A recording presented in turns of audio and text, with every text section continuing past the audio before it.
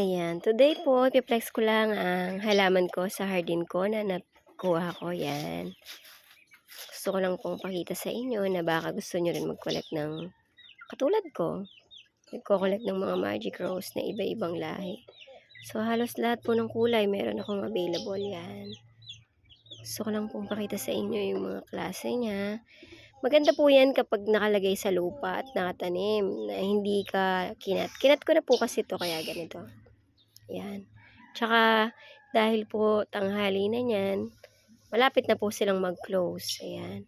At saka ang kagandahan dito, yung mga bulaklak po niya is malalaki. Malalaki po siya.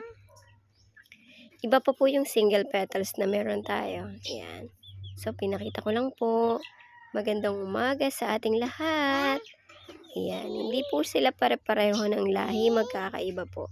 Although iisa lang, pero yung what I mean is yung kulay. Kulay is different. Ayan. Maraming salamat po.